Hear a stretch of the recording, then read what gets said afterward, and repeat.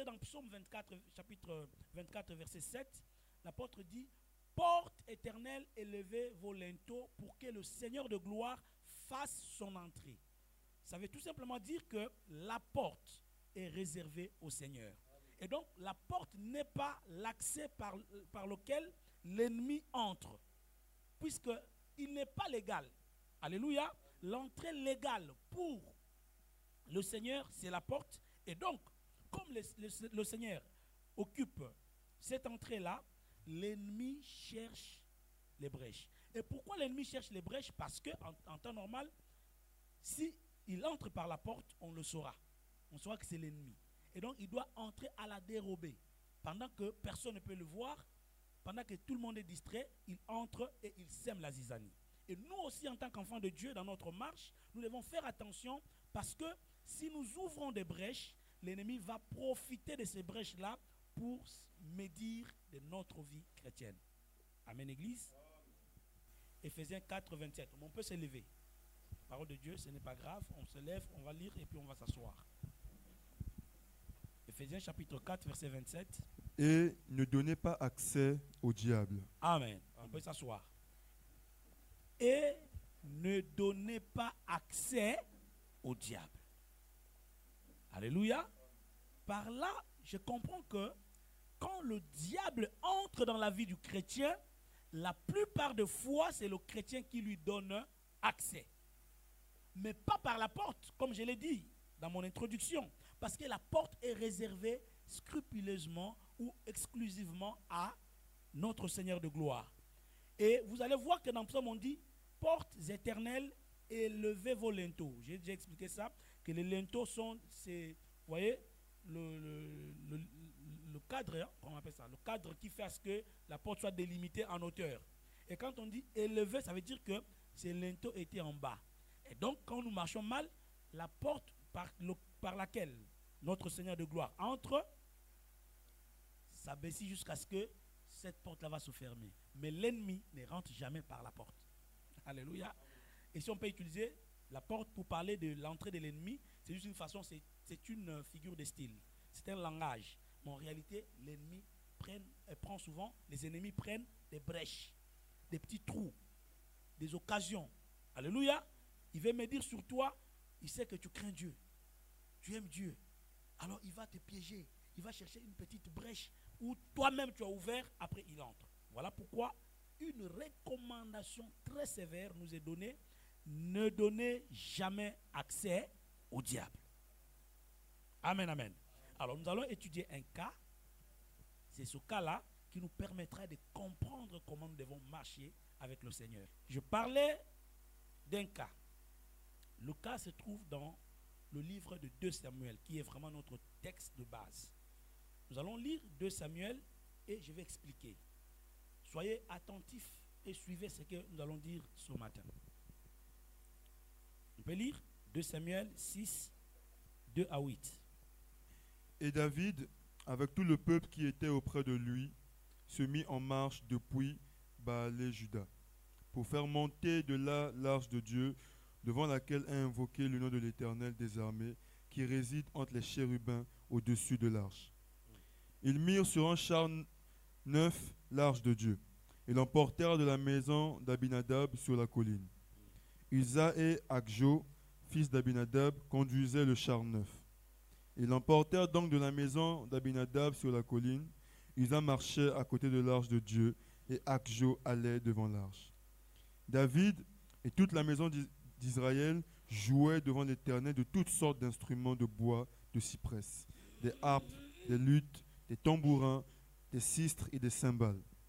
Lorsqu'ils furent arrivés à l'ère de Nacan, Uza étendit la main vers l'arche de Dieu et la saisit, parce que les bœufs la faisaient pencher. La colère de l'Éternel s'enflamma contre Uza, et Dieu le frappa sur place à cause de sa faute. Uza mourut là, près de l'arche de Dieu. David fut irrité de ce que l'Éternel avait frappé Uza d'un tel châtiment. Et ce lieu a été appelé jusqu'à ce jour Péretz Uza. Et ce lieu a été appelé jusqu'à ce jour Pérez Uza. Alors, avant d'y aller, je vais d'abord repartir Pour ceux qui n'ont pas l'habitude de lire la Bible, on le fera 2, 3, 4 fois, mais après on ne le fera plus. À Medem, quand on lit comme ça, on sait déjà où on est. Mais pour vous qui n'êtes pas encore en train de lire beaucoup la parole de Dieu, je refais un peu, je vous ramène un peu dans le contexte pour que vous compreniez de quoi il s'agit ici. Vous vous rappelez pour l'histoire que vous avez déjà lue certainement dans la Bible, qu'il y avait un sacrificateur qu'on appelait Élie. Pas Élie le prophète qui a été enlevé, non. Mais Élie le sacrificateur. Alléluia. Et lui, il était un sacrificateur à l'époque où il n'y avait pas encore le temple, il y avait le tabernacle. Et donc, Élie avait mal fait parce qu'il encourageait les péchés de ses fils. Ces fils-là se méconduisaient devant Dieu. Ils faisaient du péché et leur père les couvrait. Jusqu'à ce que le Seigneur se fâche. Il dit, il va remplacer maintenant leur père Élie. Mais qu'est-ce qu'il fait? Il va faire abattre sur Israël une guerre, ça veut dire une invasion des Philistins. Les Philistins ont envahi le camp de Dieu, ils ont tué le peuple de Dieu et ils sont allés plus loin jusqu'à prendre l'arche de Dieu, amener ça dans leur pays, les Philistins. Vous vous rendez compte? Et donc, l'arche est restée là-bas. Vous connaissez l'histoire, ils sont allés mettre ça dans un temple où il y avait un dieu philistin qu'on appelait Dagon. Et ce dieu-là, chaque matin, il venait trouver que leur dieu s'agenouillait devant l'arche de Dieu. Et ils éprouvaient des difficultés énormes. Ils se sont rendus compte que ça, c'est à cause de l'arche de l'Éternel que nous avons amené dans notre pays. Alors nous devons remettre l'arche de l'Éternel. Mais comme ils avaient peur, ils ont dit, mais qui va toucher l'arche? Ils se sont consultés, ils ont trouvé une solution. Il faut le mettre sur des chevaux, des bœufs et la renvoyer dans le pays d'Israël. Et quand ils ont mis ça comme ça, les bœufs ont commencé à courir vers la direction d'Israël. Et quand ce bœuf-là arrive en Israël, dans un pays qu'on appelle, dans une ville qu'on appelle Beth Shemesh, c'était une ville juive. Et quand l'arche arrive là-bas, bien aimé, ce peuple-là reçoit l'arche. Ils conservent l'arche. Ils appellent maintenant les habitants de Kiryat Jearim. Venez, les Philistins ont remis l'arche de l'Éternel. Et les habitants de Kiryat sont venus, ils ont repris l'arche, ils sont allés avec dans la maison d'un nommé Abinadab. Et donc là, l'arche est restée. À l'époque, Israël n'avait pas encore de roi. Et vous savez qu'après, Israël a demandé un roi à Dieu. Dieu leur a donné qui? Saül. Donc l'arche est restée dans la maison d'Abinadab à Kiryat Jaïrim jusqu'à ce que David est devenu roi. Qu'il a dit, mais non, c'est inconcevable que l'arche de l'Éternel ne soit pas avec nous, que l'arche de l'Éternel soit dans les oubliettes, car c'est là qu'il y a le secret même de Dieu. Non, nous devons partir prendre l'arche. C'est là qu'ils sont partis à Kiryat Jearim pour prendre l'arche dans la maison de Abinadab. C'est en route que l'arche a été. D'abord, quand ils ont pris l'arche, ils ont mis ça sur les chevaux, sur un char, ce qui n'était pas d'abord bien, parce que l'arche devrait être transportée. Alléluia. Rappelez-vous que l'arche a toujours été transportée sur les épaules des Lévites. Mais cette fois-là, ils ont commis une maladresse de mettre l'arche sur les bœufs. Et quand le bœuf partait, le bœuf avec les secousses, l'arche penchait et un nommé Uza va juste soutenir l'arche pour que l'arche ne tombe pas. Suivez très bien. Pour que l'arche ne tombe pas. Mais la Bible dit, la colère de Dieu s'enflamma contre Uza. Je pense que vous êtes aussi des humains, vous avez un cœur. Peut-être vous vous dites, mais est-ce que c'est normal que Uza qui a voulu simplement toucher afin que l'arche ne tombe pas? Oui, Dieu pouvait le frapper. Dieu pouvait le punir. Mais on dit, la colère de Dieu s'enflamma. Est-ce que Uza a fait vraiment un péché qui peut nécessiter la mort? et Dieu le frappa là sur place. Uza mourut. Et la Bible dit, même David, le oint de Dieu, l'homme selon le cœur de Dieu a dit non, c'est pas juste. David s'est fâché. La Bible dit, David s'irrita fort contre l'Éternel. Parce que l'Éternel avait frappé Uza. Qu'est-ce que David se disait? Mais qu'est-ce que Uza a fait de mauvais?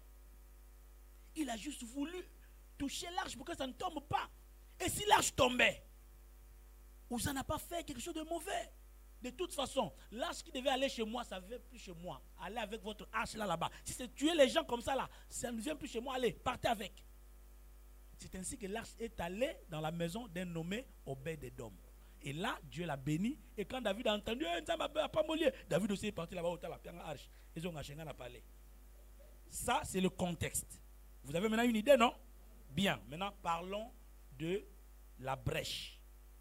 Parlons de Uza. Amen, amen. Uza, c'est un mot hébreu qui veut simplement dire la force. Donc, Uza, significativement à son nom, c'est un homme fort. Alléluia. C'est un homme qui avait de la force. Un homme qui travaillait, qui faisait tout, qui donnait le meilleur de lui. Parce que la force est une qualité. Alléluia. Voilà pourquoi je dis souvent aux jeunes gens, quand vous êtes jeune, servez le Seigneur. N'attendez pas que vous vieillissez. Après, tu viens, tu es déjà vieux. On veut maintenant soulever un baffle qui pèse 2 tonnes. Après, toi, tu viens là, tu trembles. Oh, non, non. Ça, c'est, arrête, ça, c'est pour les jeunes. Mais les jeunes doivent travailler. Si le jeune dit, je vais travailler après. Mais non. Parce que tu n'auras plus la même force. Le Seigneur a aussi besoin de ta force. Tu es belle, c'est maintenant. N'attends pas comme mémé. Hein? Comme mes enfants disent à leur mémé. Ah, mémé, tu es vieille, hein? Oh, mais vous aussi, vous allez devenir des vieilles et des vieux. C'est maintenant qu'il faut servir le Seigneur avec votre beauté, avec votre force, votre élégance, votre carrure, c'est-à-dire votre parure extérieure, intérieure mais également extérieure. C'est maintenant. Alléluia. Votre aisance, votre prestance, c'est ça. Il faut servir Dieu avec ça. Tu sais que quand tu t'habilles, quand tu passes là, oh, tout le monde te regarde. Mais sers Dieu avec ça. Alléluia. Oui, il y a des gens comme ça, ils sont là, tu glorifies Dieu. Tu dis, oh, béni soit l'Éternel, le Dieu qui t'a créé.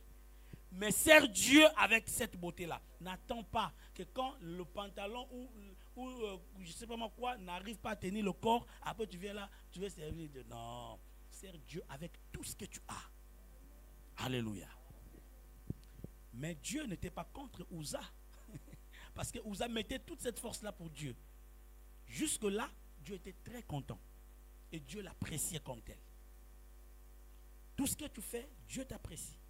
Mais il ne s'agit pas de la force ou des qualités de Uza que nous voulons parler ici. Nous voulons parler de Pérez.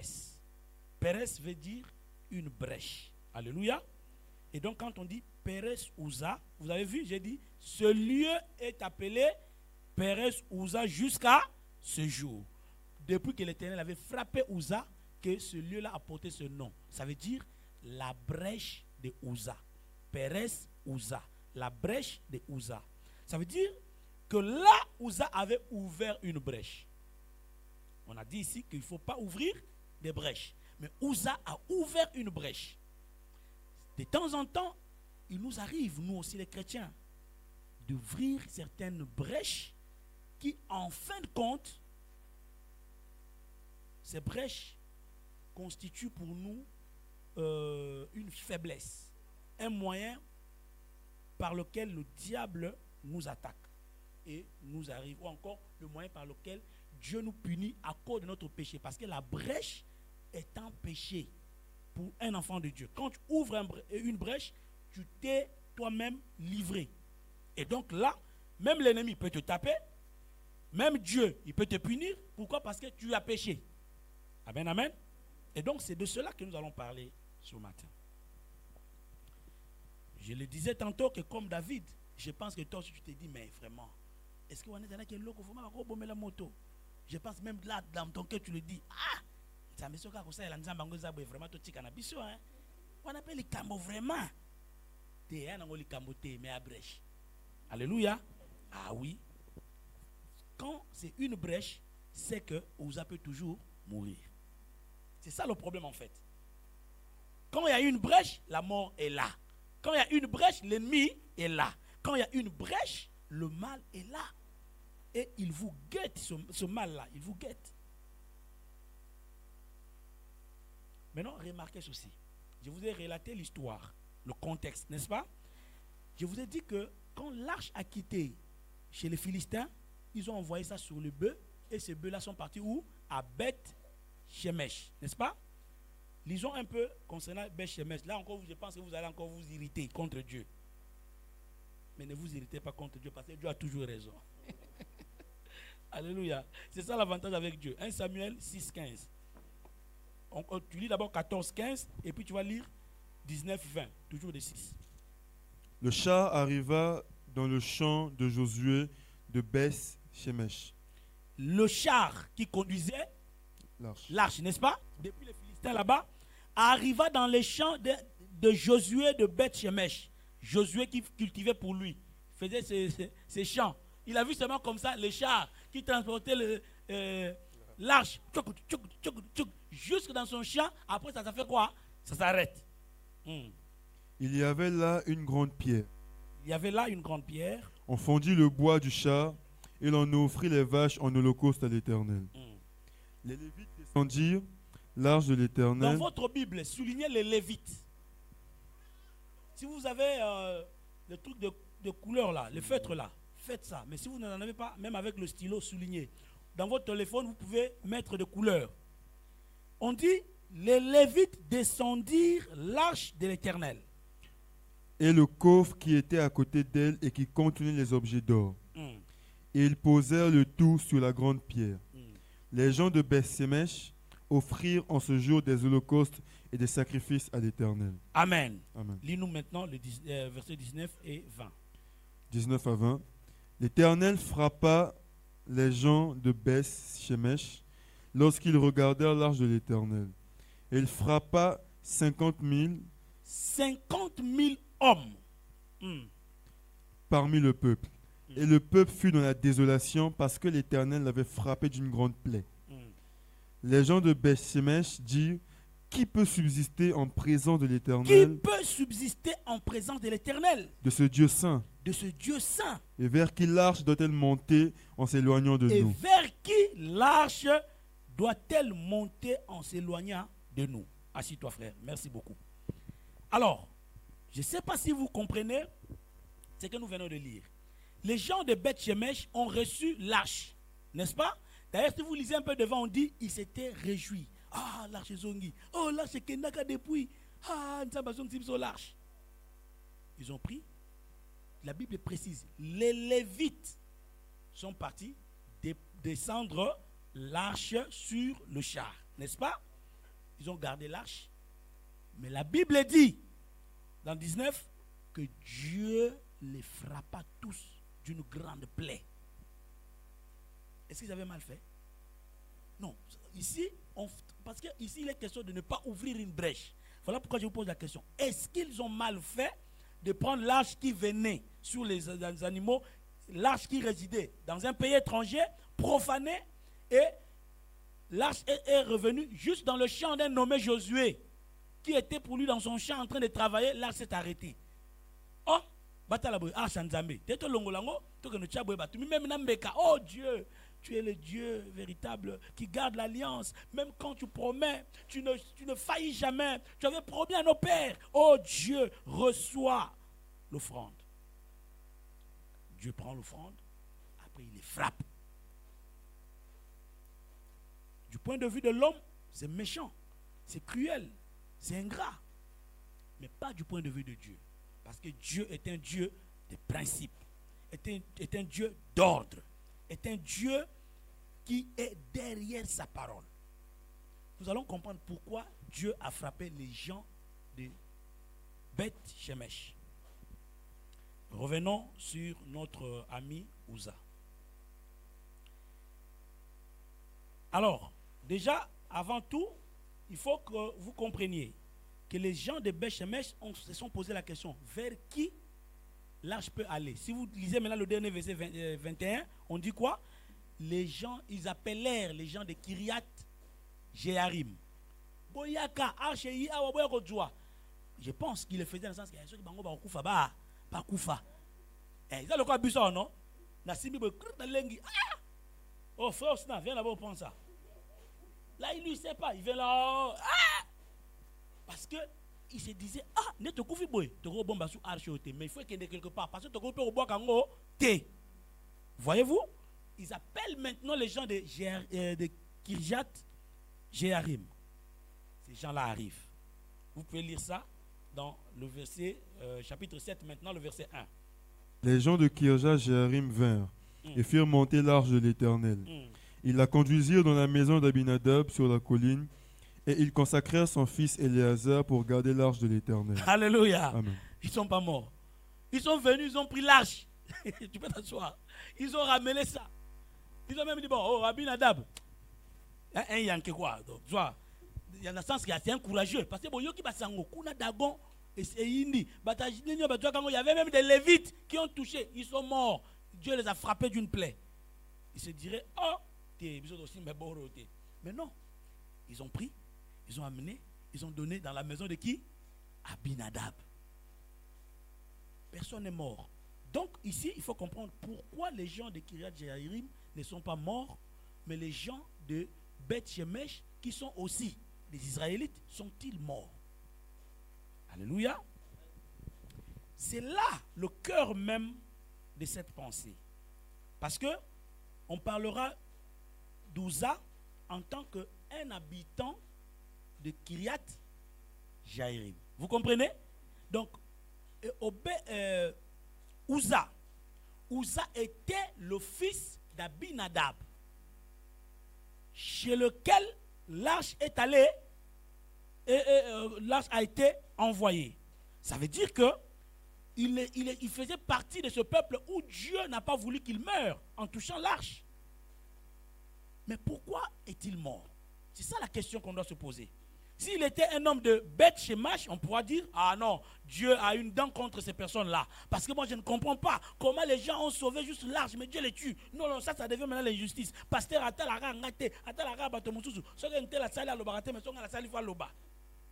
est-ce que vous comprenez? Non, ça dit que humainement parlant, ça peut se comprendre comme ça. Mais non, il y a toujours une raison. Je parlais à un frère, je crois, avec sa femme. Et j'ai dit que vous devez savoir qu'au devant Dieu, personne n'a raison. Parce que l'homme calcule. Moi j'ai raison. Gana a raison. Et quand il vient déjà en tant que quelqu'un qui a raison. Bon, tu vois, mais devant Dieu, frère, même la personne qui a raison a aussi tort. Si nous comprenons ça comme ça, c'est fini, les problèmes finissent. Même quand je dis, bon, là, moi je suis correct. Mais selon les hommes, je suis correct. Selon Dieu, j'ai tort. On va faire quoi? On va demander pardon. Il y a un frère qui a demandé pardon, qui a fait quelque chose. Et l'autre lui dit, au Seigneur, pardon, t'es. Lui dit, oh, mais, n'a pas l'erreur, t'es. Il va expliquer, maintenant moi j'étais loin. J'ai dit, non, même si tu as tort, tu as raison, il faut demander pardon. Pardon, on ne demande pas parce qu'on a tort. Or, souvent les chrétiens demandent pardon que quand il a tort. Mais s'il sait que dans son cœur, parce que quand on dit aussi que tu as tort ou pas, ça peut aussi être relatif. Toi, tu peux penser que tu n'as pas tort, mais en réalité, tu as tort. Mais admettons que même en réalité, tu n'as pas tort. Donc, ça veut dire que tu ne peux pas demander pardon. Non, il faut demander. Même quand en réalité, tu as raison. Il faut dire, tu as tort. Maintenant, la personne qui a tort là, sait aussi qu'il a tort. Et quand toi, tu lui demandes pardon, il va comprendre, t'es. Donc, amen, amen. C'était une parenthèse. Alors, Ouza a fait son péché. Ouza a été tué par Dieu. Mais pourquoi? Il y a beaucoup de raisons, mais je prends 3 qui sont palpables. Alléluia. Et on va finir. C'est vraiment une petite exhortation seulement. Ouza, la première chose, écrivez ça. La première faute d'Ouza, ou la première brèche d'Ouza.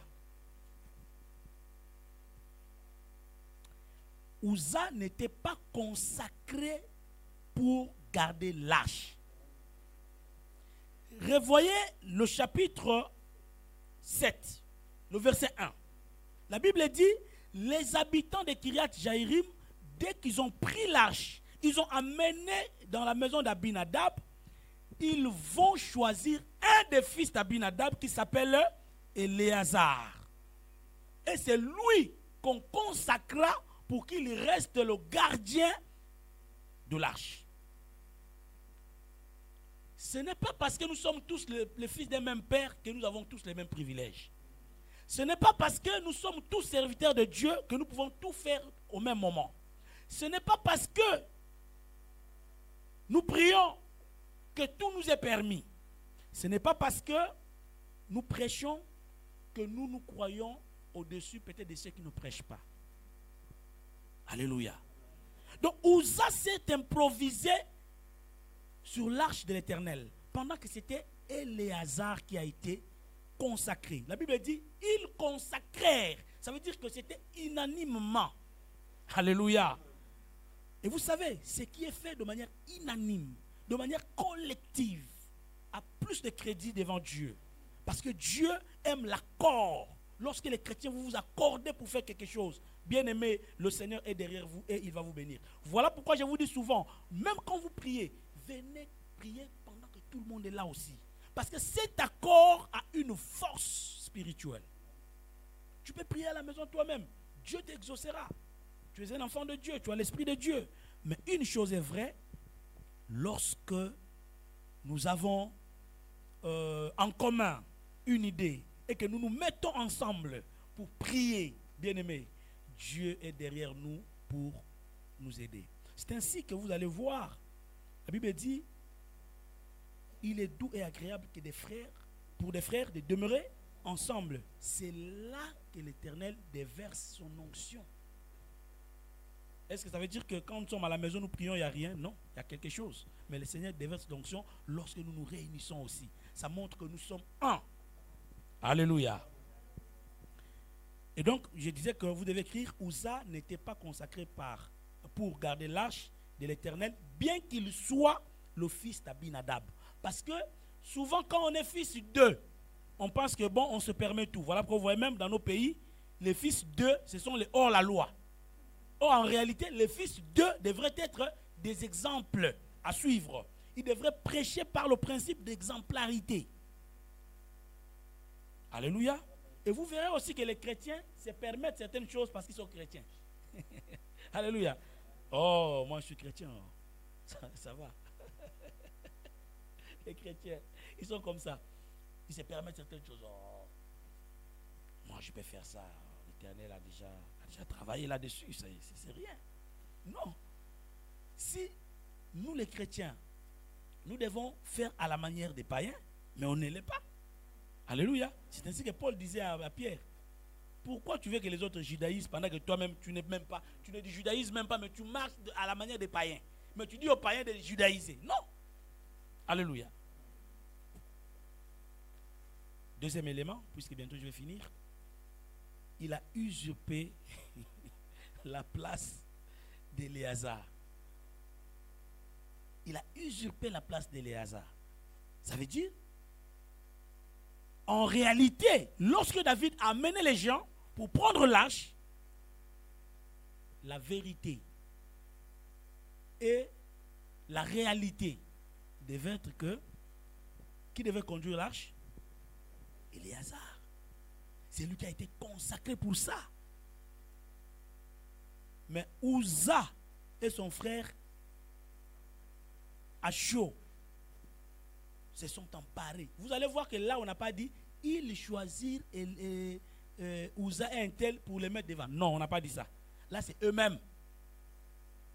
David, qu'on soit large. Allez, toi, Simba Kuna Simba, toke, Bouluyeke. Alléluia. Et dans le Bouluyeke, ils ont même oublié que l'arche doit être transportée sur les épaules. Alléluia. Rappelez-vous que quand on traversait le Jourdain, l'arche était transportée où? Sur les épaules. On n'avait jamais, vous lisez, vous n'allez jamais voir qu'on avait mis l'arche sur les chars. Et même si vous les mettez sur les chars, mettez ça bien. Mais comme c'était, bon, après, là c'est comme au coup, bon. Après, il arrange. Alléluia. Parce que les gens se disent, oh, mais le motif, la motivation, c'était d'arranger. Oui, la motivation, c'était d'arranger, mais les fautes sont préalables. Les fautes sont parce qu'il n'était pas consacré à l'arche, et de deux, parce qu'il a usurpé la place d'Éléazar. Et troisièmement, il était habitué à toucher l'arche. Rappelez-vous que l'arche était dans leur maison. Et souvent, même les enfants des pasteurs, les hommes de Dieu, les femmes des pasteurs, les hommes de Dieu, écoutez, ne vous habituez pas aux choses de Dieu, aux hommes de Dieu, bien qu'ils soient vos pères, bien qu'ils soient vos maris, bien qu'ils soient vos cousins, bien qu'ils soient vos petits frères, vos grands frères, vos oncles. Les choses de Dieu, bien qu'ils soient à l'église, vous, qui que vous soyez, serviteurs de Dieu, enfants de Dieu, chantres de l'Éternel, ne vous habituez pas, n'en faites pas des choses où vous pouvez facilement oui, ça dans l'église. Tous un tableau dessiné par Guignol, dessiné sur le tableau de Dieu. Les gens rient. Voilà pourquoi moi-même dans nos pages, vous allez remarquer que dans nos pages, il n'y a pas allô, si je suis dans un groupe, quelqu'un m'a introduit, où on parle des choses de Dieu, si je vois seulement, je quitte. Le but c'est quoi? C'est de parler de la parole de Dieu, non? Quand on arrive là, bonjour peuple de Dieu, vraiment que le Seigneur vous bénisse. La Bible dit dans Éphésiens chapitre. Déjà, donc, vous êtes dans le bain. Mais si c'est là, Monique a fait. Passer la journée,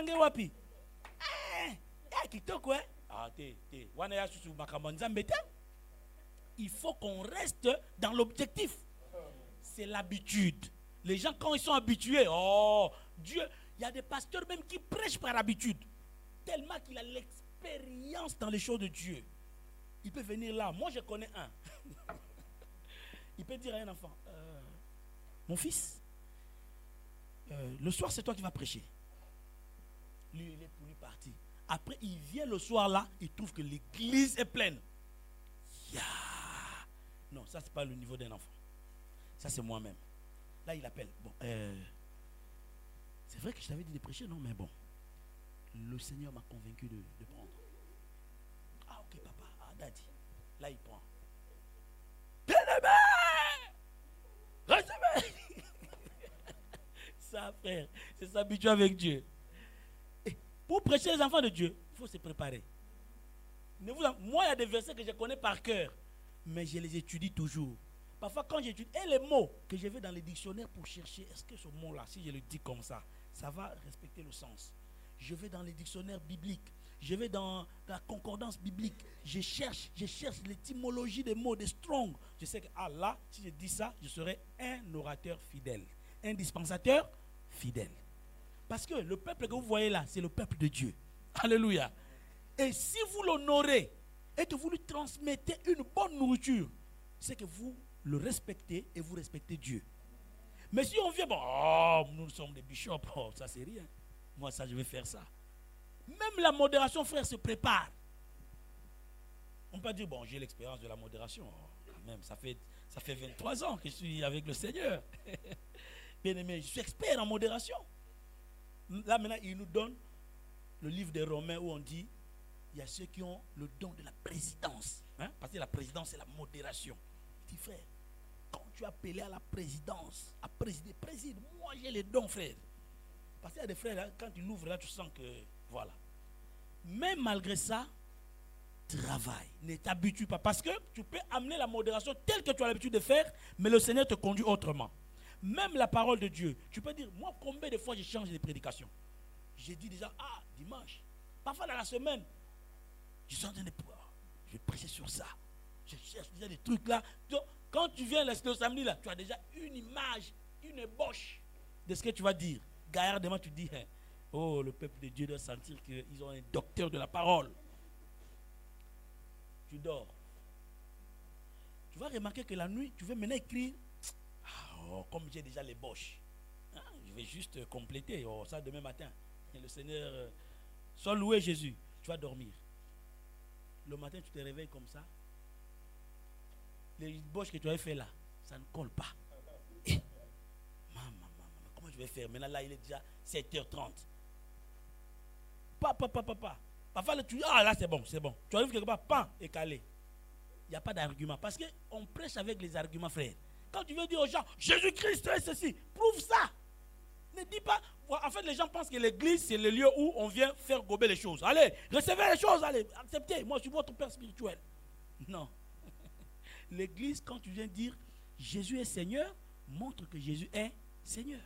C'est ça la vérité de la parole. Et quand tu es bloqué dans les arguments, le Seigneur te dit, tu vois, ton ébauche de charnel là, c'est pas ça que je veux. Et il te donne un petit verset. Quand tu lis ce verset là, tu vois maintenant la pensée s'ouvre. Waouh! Tu commences à voir le ciel. Tu vois. Quand tu finis, toi-même au fond de toi, tu dis, l'homme et Dieu ne sont pas pareils. Donc tout se prépare. Alléluia. Mais Uza était habitué avec l'arche. Parce que l'arche était dans leur maison. Donc le matin, ils pouvaient se réveiller. Oh, ça va comme la poussière. Hein? Oh, l'Éternel, notre Dieu. Il est vivant, ce Dieu.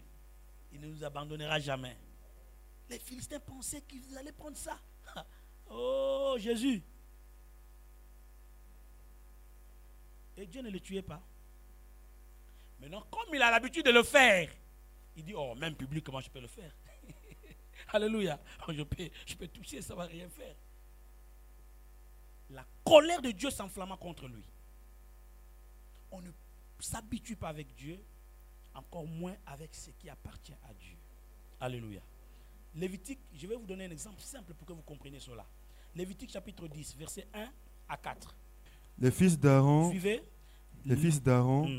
Nadab et Abihu, prirent chacun un brasier, et mirent du feu et posèrent du parfum dessus. Ils apportèrent devant l'Éternel du feu étranger, ce qu'il ne leur avait point ordonné. Alors le feu sortit de devant l'Éternel et les consuma. Ils moururent devant l'Éternel. Moïse dit à Aaron, c'est ce que l'Éternel a déclaré lorsqu'il a dit, je serai sanctifié par ceux qui s'approchent de moi, et je serai glorifié en présence de tout le peuple. Aaron garda le silence. Et Moïse appela Michaël et El-Tchafan, fils d'Uziel, oncle d'Aaron, et il leur dit, approchez-vous, emportez vos frères loin du sanctuaire, hors du camp. Alléluia. Amen. Approchez-vous, emportez vos frères hors, loin du sanctuaire, hors du camp. Lévitique 16, versets 1 à 3. L'Éternel parla à Moïse, après la mort des deux fils d'Aaron, qui moururent en présence de l'Éternel, qui moururent en se présentant devant l'Éternel. L'Éternel dit à Moïse, parle à ton frère Aaron, afin qu'il n'entre pas en tout temps dans le sanctuaire. Au-dedans du voile, devant le propitiatoire, qui est sur l'arche. De peur qu'il ne meure. Car j'apparaîtrai dans la nuée sur le propitiatoire. Parole du Seigneur. Amen. Vous avez vu, quand Salomon a fini de construire le temple, la Bible dit, il tua 1000 bœufs, il tua beaucoup de choses, et quand Salomon a prié, la gloire de Dieu est descendue. Et le feu est descendu sur l'autel. Depuis ce jour, ils ont conservé ce feu-là. C'était aussi la même chose avec Aaron et ses fils. Quand ils ont commencé à offrir, quand Dieu a donné le système, a établi le système sacrificiel, n'est-ce pas? Il y avait le feu qui était descendu du ciel, qui avait consumé l'Holocauste. Et donc, ce feu-là devrait être conservé. Ça veut dire qu'à chaque fois qu'on veut faire les choses dans le sanctuaire, dans le tabernacle, on ne devait pas aller ailleurs prendre le feu. Alléluia. Et donc, il y avait des gens qui étaient là, qui veillaient sur ce feu-là pour qu'il ne s'éteigne point. Mais les fils d'Aaron, dans leur distraction, Aaron avait 4 fils. Ils sont partis dans leur désordre, ce feu-là s'était éteint. Et Bango Badui, morte Moussous, ils ont pris un autre feu qui n'avait rien à voir avec le feu de l'Éternel. Ils ont mis ça. Waouh! L'Éternel les a tués sur place. Et quand l'Éternel les tue, il dit à Moïse, dis à ton frère Aaron, qu'il même lui, Aaron, il ne doit pas entrer dans le temple, dans le sanctuaire, dans le Saint des Saints, le lieu très saint, comme il veut. Sinon, je vais les tuer. Et si vous savez que les sacrificateurs qui entraient dans le lieu très saint, on devait leur attacher une corde d'abord, et ils avaient des cloches. Pour que ça va y avoir cloche, on a ensuite un glang à Koufi. Allez, Bobenda Singa. On tire le cadavre. Parce que quoi? L'Éternel n'aime pas l'habitude. On prie par l'habitude. On parle la langue, même en parlant en langue par habitude. J'ai vu un petit que je connais là qui aimait Dieu. Je l'ai vu faire une vidéo. Labra, protolo, marakasi, kete. Et puis il m'envoie ça. Vous sentez que ça c'est l'habitude. Rokobra la katari kete. J'ai fait comment? Je renvoie pour dire que frère, arrête. Ou je fais comment? Bon, comment toi tu peux en langue, tu envoies à quelqu'un? D'abord tu files. Selfie. Il m'envoûte ou il me tente, je ne sais pas. Même parler en langue, c'est l'habitude. On est habitué. Et il y a des gens, frère, tellement qu'ils ont travaillé. Ils ont travaillé la langue, ça coule maintenant. Lui, il pense que c'est l'esprit. Oh, c'est pas l'esprit. Donc, quand il dit là, oh Seigneur Jésus-Christ, lui, il pense qu'il parle en langue. Ce n'est pas langue, frère. C'est l'habitude. Oh, Dieu n'aime pas l'habitude. Quand on est dans l'habitude avec Dieu, Dieu c'est un Dieu qui nous étonne, même par sa création. Quand vous regardez la création, vous ne sentez pas que Dieu, ce n'est pas un monotone. Amen. Quand tu regardes la création, vous sentez que le chef-d'œuvre est là. Et frère, plus vous éloignez d'un milieu, plus vous sentez que Dieu est merveilleux. Chaque saison, on sent que Dieu est merveilleux. Et comment vous le servez dans l'habitude? Nous, on le sert dans l'habitude. On parle en langue. Dans l'habitude, on fait des choses. Habituellement, on sait que même le câble, on va mettre seulement là, tac, tac, tac. Maintenant, le jour que tu vas mettre là, ça refuse, ça ne rentre pas. Quelqu'un d'autre vient, il fait, ça rentre. Oh, toi, tu fais encore, ça ne rentre pas. Hey, Jésus. Frère, moi, ça m'est déjà arrivé. Hein? J'étais pianiste à l'église.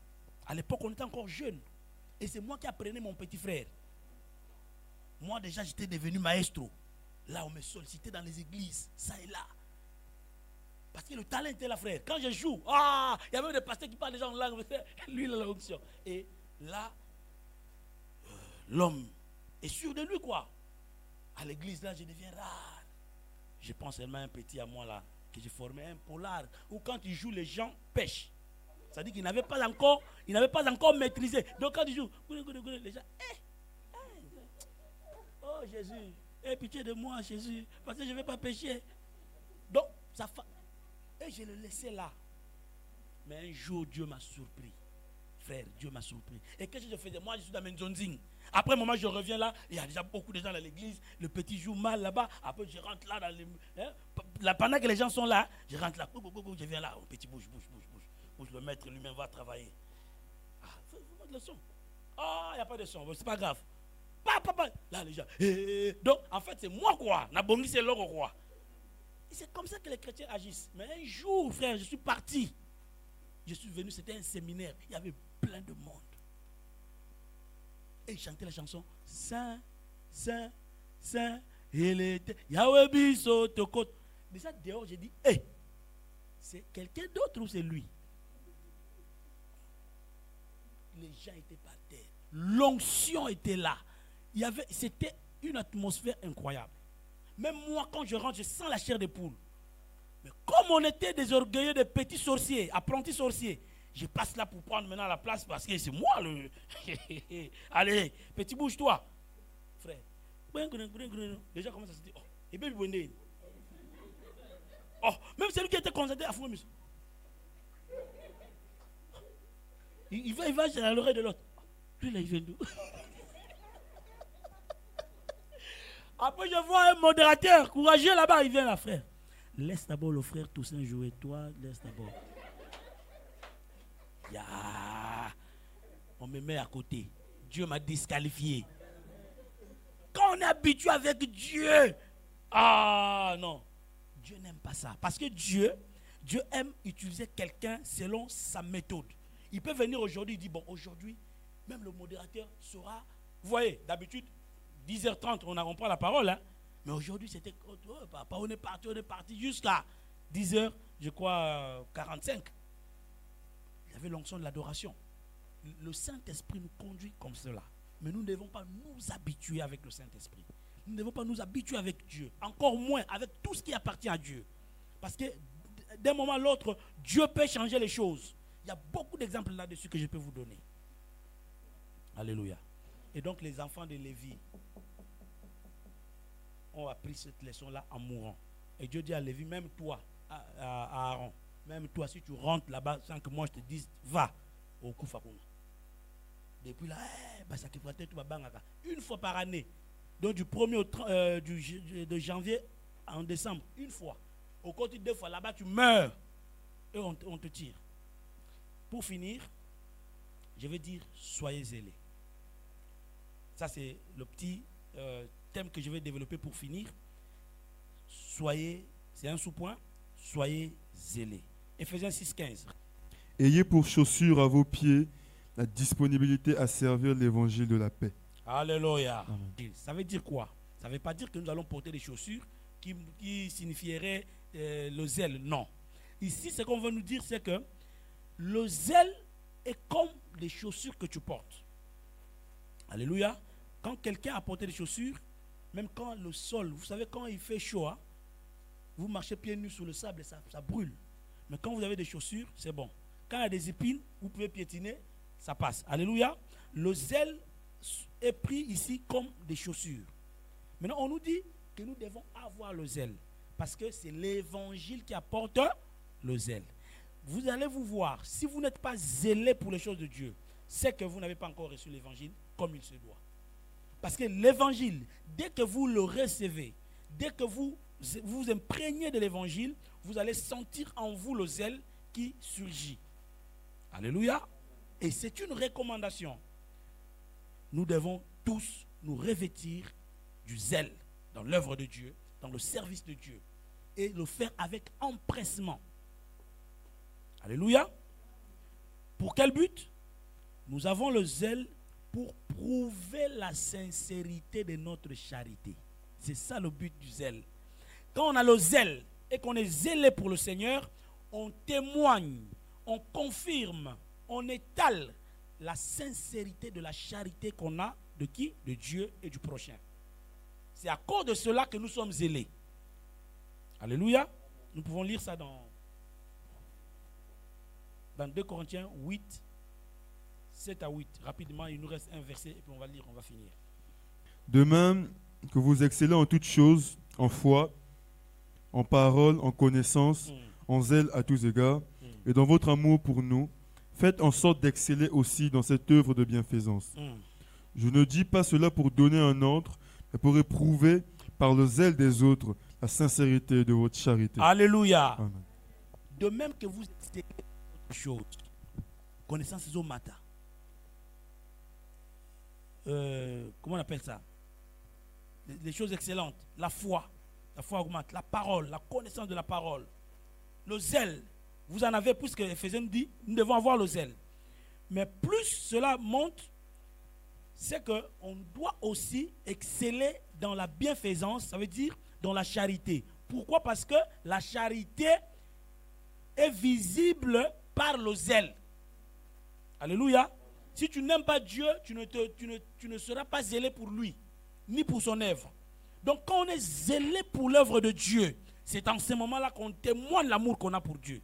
Quand on est zélé pour les choses de quelqu'un d'autre, pour quelqu'un d'autre, là on montre qu'on l'aime. Admettez-vous qu'aujourd'hui, notre bien-aimé Gabi, par exemple, est malade et que on ne va pas le voir. On n'a pas de zèle pour aller le voir à l'hôpital ou à la maison. Mais on dit seulement, oh, nous on aime notre frère Gabi, on l'aime. Nous l'aimons. Mais moi je douterais. Puisque c'est l'amour qui crée en fait le zèle. Parce que le corps peut se fatiguer. Tu peux être là, tu dis, je suis fatigué, je reviens là, j'ai sommeil même, vraiment, mais j'aime le frère Gabi. Si je ne vais pas, il va dire, Je vous donne l'exemple simple. Je me suis battu pour appeler le frère Jérôme. Et je me suis senti très gêné. Or, mon téléphone avait perdu le numéro du frère. J'ai perdu beaucoup de numéros, je ne sais pas pourquoi. Quand je regarde, il n'y en a plus. Et j'ai tenté d'appeler. Je cherche le numéro, il n'y en a pas. J'ai dit, bon, quand je vais croiser les frères, je vais leur demander le numéro. Et quand j'arrive, parfois j'oublie. Et quand je me rappelle, frère, quand on aime, on se sent mal à l'aise si on ne vient pas aux rescousses, à la rescousse. Quand on ne vient pas au secours, quand on n'est pas zélé, on ne montre pas son amour. Parce que tu peux dire que j'aime, mais si tu ne démontres pas ça, tu n'aimes pas. Alléluia. Sois zélé pour les choses de Dieu. Alléluia. Maintenant, attention. Écris aussi dans ton cahier, attention. Que votre zèle ne devienne pas amer et sans intelligence. Parce que un zèle peut devenir amer et un zèle sans intelligence. Ça veut dire qu'un zèle qui n'aboutit à rien, qui n'a pas de soubassement, qui n'a pas d'objectivité. Jacques 3, 16, et puis nous lirons Romains 10, 1, 3. Vous allez... Jacques 3, verset 16. Car là où il y a un zèle amer et un esprit de dispute, il y a du désordre et toutes sortes de mauvaises actions. Alléluia. Amen. Il y a du désordre et toutes sortes de mauvaises actions. C'est là où il y a un zèle mais qui n'est pas sain. Un zèle qui tend à devenir amer. Ça veut dire que ce zèle-là ne parvient pas à nourrir, c'est-à-dire que ce n'est pas intéressant en fait. Et c'est sans intelligence. Là maintenant c'est Romains qui nous en parle. Romains chapitre 10, versets 1 à 3. Père, le vœu de mon cœur et ma prière à Dieu pour eux, c'est qu'ils soient sauvés. Frère, le vœu de mon cœur et ma prière pour vous et pour nous. Alléluia. Amen. Moi je ne parle pas d'eux, moi je parle de nous. Le vœu de mon cœur et ma prière à Dieu pour nous, c'est que nous soyons tous sauvés. Continue. Je leur rends le témoignage qu'ils ont du zèle pour Dieu. Je nous rends le témoignage que nous avons le zèle. Mais sans intelligence. Ne connaissant pas la justice de Dieu. Ne connaissant pas la justice de Dieu. Et cherchant à établir leur propre justice. Nous cherchons souvent à établir notre propre justice. Ils ne se sont pas soumis à la justice de Dieu. Dans ce cas-là, nous ne sommes pas soumis à la justice de Dieu. Alléluia. Amen. Oui. Nous sommes zélés. Mais que notre zèle ne soit pas amer et sans intelligence. Parce que nous pouvons faire certaines choses que nous trouvons être justes. Mais est-ce que c'est la vérité? Est-ce que c'est aussi juste devant Dieu? Est-ce que c'est aussi juste devant le prochain? Parce que quelque chose doit être juste non seulement devant toi, mais ça doit d'abord commencer devant Dieu, devant toi-même et devant le prochain, qui est ton frère. Mais nous, souvent, notre zèle va peut-être à l'encontre de ça. Ou soit nous manquons totalement le zèle, ou soit nous en avons, mais sans intelligence. Non, mais aujourd'hui, Dieu nous recadre d'avoir du zèle, mais d'en avoir avec intelligence et un zèle sain. Un zèle sain, un zèle propre, admissible, facile à avaler. Vous savez, le médicament peut guérir toutes sortes de maladies, mais quand il est amer, l'enfant a du mal à la boire. Bien que c'est un médicament. Ça veut dire que notre zèle doit être intelligent. Un zèle intelligent, bien canalisé. On sait que quand on fait ça, ça aboutit à une meilleure conclusion.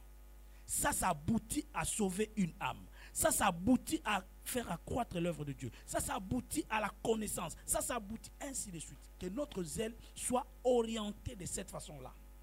Comme Paul pouvait le dire. Je parle à vous, les vieillards. Je parle à vous, les mères. Je parle à vous, les pères. Je parle à vous, les jeunes hommes. Je parle à vous, les enfants. S'il vous plaît, écoutez ce que Galates 4, 18, 20 nous parle et nous allons finir là. Il est beau d'avoir du zèle pour ce qui est bien et en tout Il est temps. beau d'avoir du zèle pour ce qui est bien Et en tout temps. et en tout temps. Et non pas seulement quand je suis présent parmi vous. Et non pas seulement quand je suis présent parmi vous. Mes enfants, pour Mes qui enfants, j'éprouve de nouveau les douleurs de pour qui- l'enfantement, pour qui j'éprouve de nouveau les douleurs d'enfantement, jusqu'à ce que le Christ soit formé en vous. jusqu'à ce que le Christ soit formé en vous. Je voudrais être maintenant auprès de vous Je voudrais être maintenant auprès de vous et changer de langage, et changer de langage, car je suis dans l'inquiétude à votre sujet. car je suis dans l'inquiétude à votre sujet. Parole du Seigneur. Il est beau d'avoir du zèle pour ce qui est bien en tout temps, et non pas seulement quand je suis là, non pas seulement circonstanciellement, non pas seulement occasionnellement, non pas seulement un jour, non pas seulement 2 jours, mais d'avoir le zèle pour le Seigneur. Alléluia. Mes enfants pour qui j'éprouve les douleurs d'enfantement. Vous savez pourquoi Paul rappelle ça en mentionnant les douleurs d'enfantement? Parce que chaque mère commence à regretter le jour où il a mis au monde un enfant, si cet enfant se conduit mal. C'est ainsi que le proverbe dit, un enfant sage fait la joie de son père, mais un enfant insensé fait la douleur, le chagrin de sa mère, et non pas de son père. Parce qu'aucun père n'a senti les douleurs de l'enfantement. Or, une maman qui a souffert de douleurs d'enfantement a un seul vœu, c'est de voir son fils être meilleur. Et voilà pourquoi quand les mamans voient des enfants qui réussissent, c'est une joie énorme. Et quand l'enfant n'a pas réussi, l'enfant est en train d'aller comme ça là, la maman se blesse à l'intérieur. Mais le papa, qu'est-ce qu'il dit? Oh, moi je m'en fous. Oh, c'est un bandit. On appelle le papa. L'enfant, ton enfant avait volé, après il a sauté le mur, il est tombé maintenant dans un feu. Ah, maintenant moi j'ai fait quoi? Qu'il meurt. Bon, regardez, quelqu'un qui a d'abord sauté le mur, tu ne sais pas de quelle hauteur. Et on dit qu'il est tombé dans un feu. Tu dis, ah, s'il va mourir, qu'il meurt là-bas. Moi, je ne suis pas. Moi, regardez, moi, j'ai souffert. Hein. Moi, je partais au village à pied. J'allais. Mais la maman va dire, mon fils. Parfois, même hier, il lui disait, toi, on koufa. Par colère. Mais dès qu'il entend, moi, on a sauté à quoi il a monté. Aïe, aïe, aïe. S'il préparait, il laisse. Là, le vieux. Mais viens préparer là. Non, je veux suivre mon enfant. Alléluia. J'éprouve aussi des douleurs d'enfantement pour vous. Ben parce que il y a un certain nombre de choses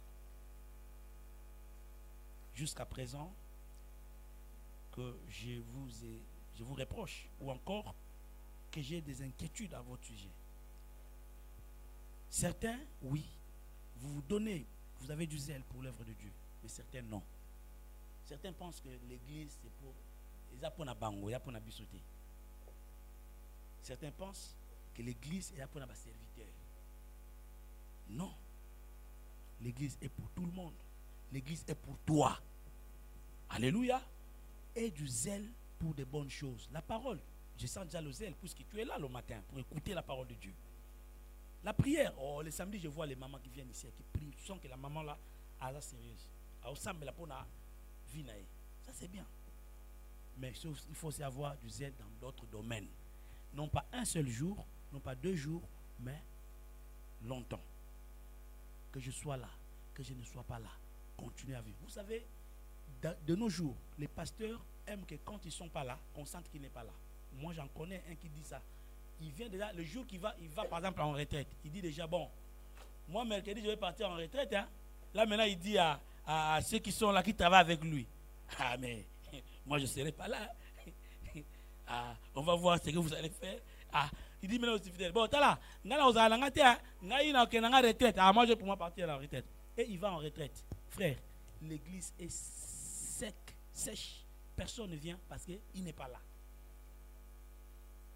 Un pasteur doit toujours vouloir que, parce que ce n'est pas mon œuvre, c'est l'œuvre de Dieu. Vous n'êtes pas mes brebis, vous êtes des brebis de Dieu. Si je ne suis pas là, vous continuez la marche. Si je suis là, vous continuez la marche. Que je sois là ou que je ne sois pas là, restez fidèles à Jésus. Moi, je suis mort pour vous. Non, Paul l'avait dit. Ni moi, Paul, ni Silas, personne n'est mort pour vous. Je peux peut-être vous engendrer dans le Seigneur, mais je ne suis pas mort pour vous. Vous savez pourquoi Paul évoque la mort et non pas le fait d'engendrer? Parce qu'il dit, vous dites, moi je suis de Paul, l'autre dit, moi je suis de Silas. Oui, vous faites bien, parce que moi et Silas, on a travaillé pour vous.